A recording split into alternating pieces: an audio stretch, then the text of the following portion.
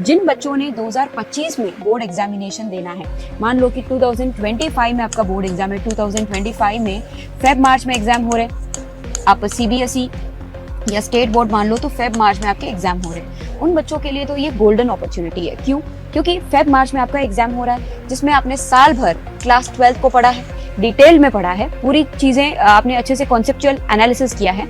अब आपका एक ही काम बचता है, एमसीक्यूज और राइट अप्रोच के साथ तैयारी करना। ठीक है, एकदम जो सिस्टमैटिक तरीके से, जो आरयूएचएस का जो ट्रेंड है, जो आरयूएचएस क्वेश्चंस पूछता है, उस अकॉर्डिंग तैयारी करना। तो वो भी आपका जो है डेडिकेटेडली आप करना चाहो तो यू हैव टाइम, अप्रैल मई जून 3-4 महीने बच जाते हैं, आप कर सकते हैं इस तरह की तैयारी, क्योंकि आपकी एनसीईआरटी जो है क्लास 12 की वो पूरे साल आपने पढ़ाई की है।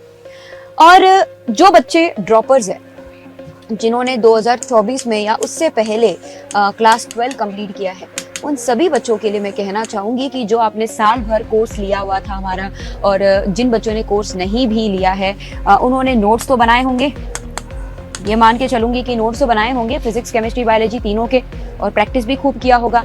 अब क्या काम बचता है? आप लोगों को करना है बच्चों रिविजन।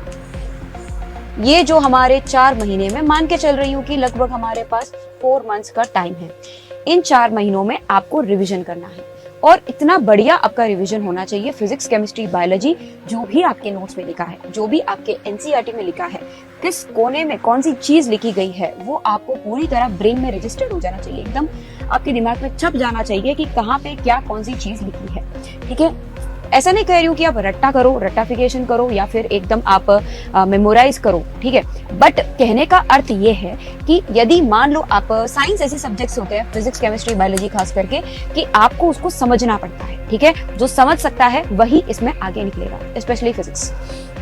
तो आप 2-3 बार सब्जेक्ट को ठीक से समझ लो, फिजिक्स, केमिस्ट्री, बायोलॉजी तीनों की बात कर रही हूँ। सब्जेक्ट जो है आप अच्छे से उसको समझ लो पहले। ठीक है, 2-3 बार अगर आप समझ लोगे, उसके बाद में जो रिपीटेड रिविजन्स करोगे, कम से कम 7 या 8 बार आपके बने बनाए नोट्स को रिवाइज करोगे या एनसीईआरटी को रिवाइज करोगे, तो पूरी चीजें वो जो आप रिवाइज करोगे, आपका वो दिमाग में रजिस्टर हो जाएगा ऑटोमेटिकली। ठीक है ना, उसी को मेमोराइजेशन कहते हैं। याद करने के लिए आपको अलग से कुछ नहीं करना है,